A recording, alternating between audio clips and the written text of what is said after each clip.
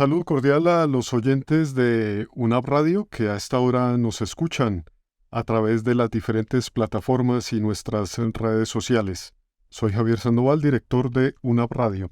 Les informamos que los días martes 28 de marzo, igual miércoles 29 y jueves 30, la Orquesta Sinfónica de la Universidad Autónoma de Bucaramanga ofrece sendos conciertos en el Teatro Santander, el Teatro Mayor de la Universidad Autónoma de Bucaramanga y el Teatro Luisa Calvo de la Universidad Industrial de Santander, como parte del programa Llegamos con la Música. Durante estos recitales, la orquesta cuenta con la dirección del maestro Eduardo Carrizosa Navarro, con quien iniciamos este diálogo para conocer más detalles tanto de su vida y obra como de estos conciertos que acabamos de mencionar. Maestro Carrizosa, bienvenido. Es un honor para nosotros tenerlo en los estudios de UNAP Radio. Gracias por aceptar la invitación. Con todo gusto, y creo que todo lo que usted habla, lo que hace es elogiar la labor de la universidad frente a la cultura. Muchas gracias. Les cuento a ustedes los oyentes que el maestro Eduardo Carrizosa cuenta con una trayectoria de más de 30 años en los que ha dirigido la Orquesta Sinfónica Nacional de Colombia, la Filarmónica de Bogotá, la Sinfónica de Colombia, la Banda Sinfónica Nacional, la Banda Sinfónica de Bogotá, entre otras orquestas a lo largo y ancho del país. Maestro, recientemente disfrutamos de los conciertos de la Orquesta Sinfónica de la UNAP dirigida por usted durante un libro. ¿Cómo no? Cuéntenos, por favor, cómo llegó usted a vincularse con la Orquesta Sinfónica de la UNAP. Fue una invitación que me hicieron hace cerca de 8 o 9 años atrás, en donde primero yo tenía ya una vinculación no directamente con la UNAP, sino con Bucaramanga, porque tanto con la Filarmónica de Bogotá como con la Sinfónica Nacional de Colombia estuvimos en el Festival de Piano que se hacía en el Auditorio Luisa Calvo de la UIS. Y pernoctábamos, hacíamos 3, 4 conciertos aquí con la orquesta, y Bucaramanga siempre me dio una sensación de musicalidad, porque aparte de eso tuve el gusto de reencontrarme con el maestro Gustavo Gómez Ardila, director del coro de la UIS, con quien fue el que realmente impulsó el músico que soy ahora en día.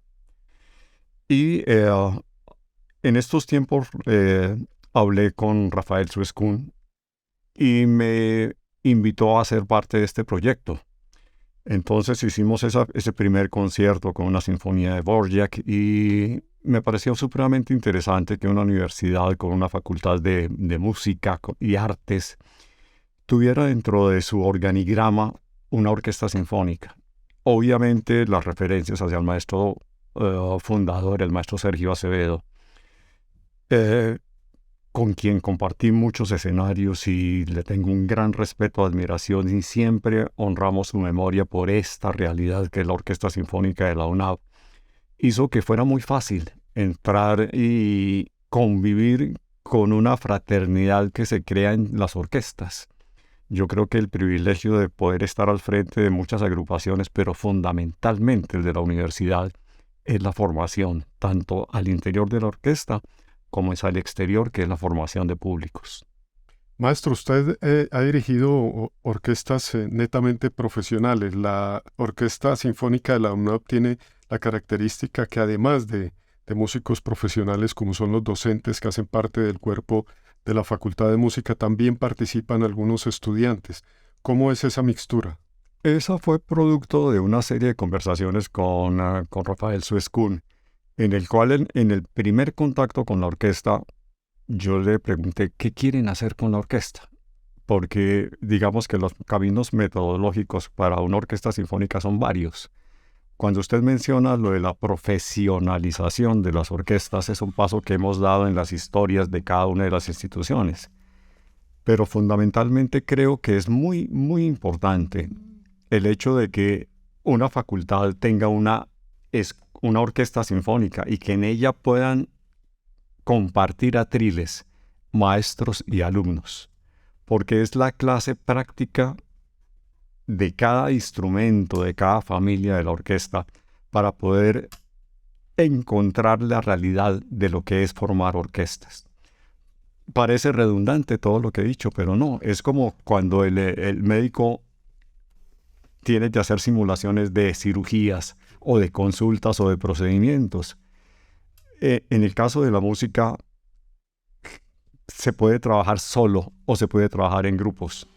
En el caso de la orquesta está la gran organización de todas las familias, desde la percusión, las maderas, los metales, la cuerda, e incluso a veces los coros con los que hemos hecho también algunas labores, de hacer esa convivencia que muchas veces no se logra en las clases individuales de instrumento. Entonces, eso, digamos que era un paso lógico y de beneficio mutuo, porque para el profesor la mejor manera de enseñar es a través de la literatura musical. Bueno, maestro, usted también ha dedicado parte de su trayectoria a la investigación y a la divulgación de ritmos nacionales. Fruto de ello hay producciones como Memorias Musicales de Colombia, Viaje Musical por Colombia, Carranga Sinfónica. Quiero preguntarle en torno a esto, ¿cómo ha evolucionado la música autóctona colombiana, la música folclórica nacional? Bien, tengo que retroceder un poco en el tiempo y decir que yo hace 60 y piquito de años comencé a estudiar música. Estudiaba en el Conservatorio Nacional, pero estudiaba en la Academia Luisa Calvo. Entonces siempre me preguntan, ¿por qué en dos instituciones? La respuesta es muy concreta. En el conservatorio teníamos esa visión un poco de la universalidad de la academia musical. En la Luisa Calvo, la regionalidad de la música colombiana. Y eso me dio la visión de que la música sigue siendo una sola.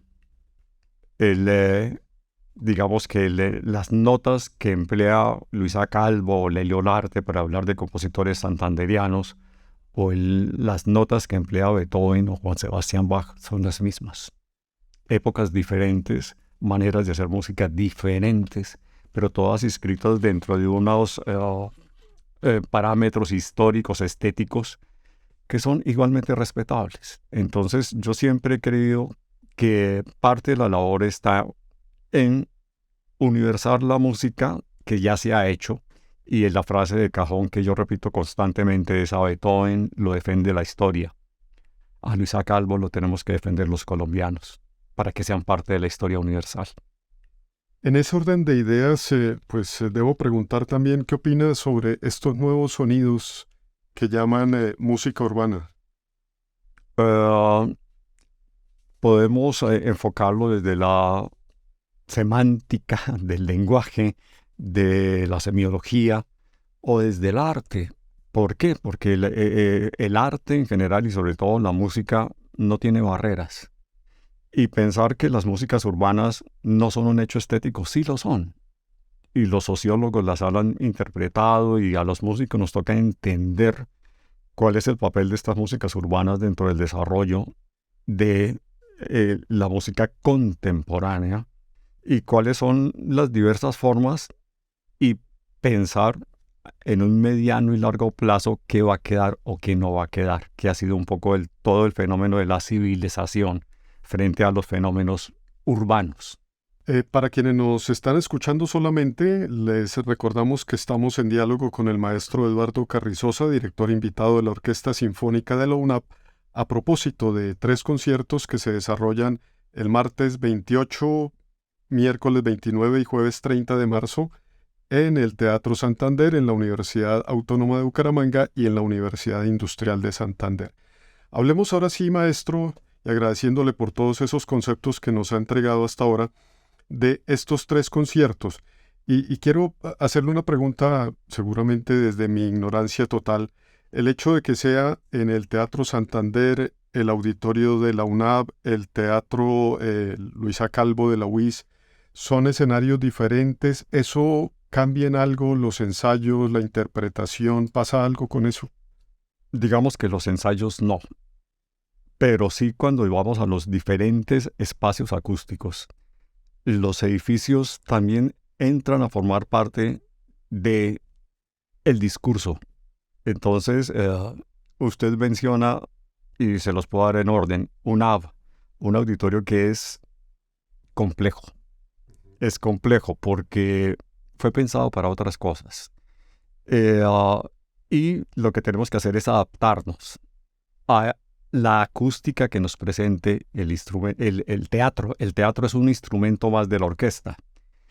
Cuando los teatros se conciben para hacer música en vivo, presentan, digamos, la estructura para que la música camine. Cuando los teatros se organizan para actos académicos, tienen unas conformaciones diferentes, o ahora que se usa tanta tecnología de multimedia, y eso es perfectamente válido. Ahora, obviamente cada auditorio suena de una manera diferente. El Teatro Santander, del que tuve el privilegio de reinaugurarlo, funciona muy bien. Y eso a veces es un toque de suerte que es impresionante. En el caso del auditorio de la UIS, yo recuerdo todavía los primeros conciertos cuando se inauguró el teatro, porque vinimos con la Orquesta Sinfónica de Colombia. Y teníamos la referencia del Auditorio León de Greiff de la Universidad Nacional, que incluso son muy similares. Y es un auditorio precioso. Entonces hay 3 escenarios diferentes y la música la tenemos que determinar con algunas, de pronto, ayudas de cambiar velocidades para que el sonido corra en un ambiente diferente. La generosidad del Teatro Santander y de Luisa Calvo nos permiten, digamos que, tocar menos estresados. El auditorio de la UNAV es un auditorio fundamental y que creo que con pequeños retoquecitos acústicos nos podría permitir un poco menos de ese estrés. Porque es que el sonido que emite un instrumento de cualquiera de las familias musicales va en el aire y debe tener un recorrido para que llegue al público. Cuando tenemos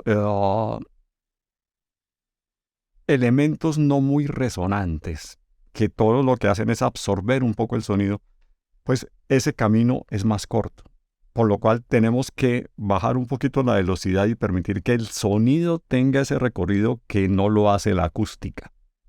Entonces la acústica, y ya nos vamos a la Facultad de Ingeniería, nos debe ayudar en cómo poder revestir. Y ustedes que hacen toda la parte de audiovisuales y de producción, saben muy bien cuándo tenemos que tener ruido o cómo un ambiente con X maderas o con elementos de utilería nos puede ayudar a que el sonido recorra un campo más fácilmente. Correcto, maestro. Muchas gracias. Quiero preguntar ahora sobre el repertorio. ¿Cuál va a ser el repertorio para estos 3 conciertos? Bien, tenemos una obertura de la ópera El Barbero de Sevilla de Gioachino Rossini. Esta es una obertura en la que, digamos, voy a mencionar a Walt Disney y a un personaje que creo que todavía está vigente, que es Bugs Bunny. No confundir con Bad Bunny, por favor. Exacto, no, Bugs Bunny. ¿Por qué? Porque en una de estas caricaturas, Bugs Bunny encarna al Barbero de Sevilla y tocan esa música que hoy vamos a presentar en los conciertos.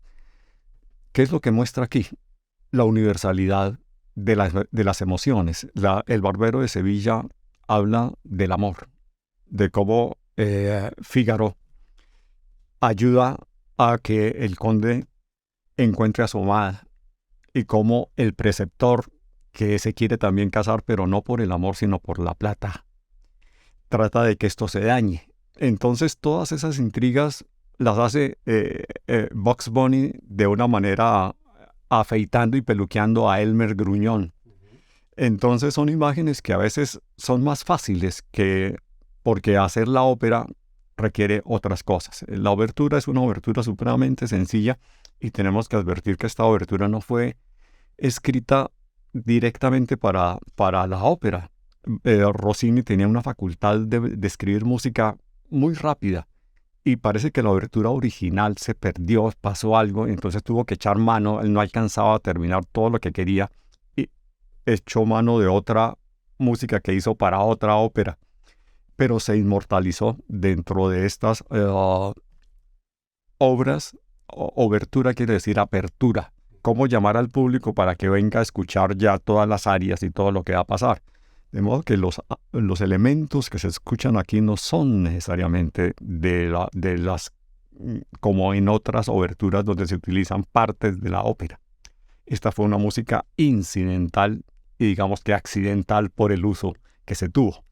La segunda obra es un homenaje que hacemos al centenario de nacimiento del maestro vallecaucano Luis Carlos Figueroa, que es una suite para orquesta escrita en 4 movimientos. ¿Por qué me parece importante? Porque desde que me vinculé a la orquesta de la UNAV siempre he tenido dentro de mi carrera profesional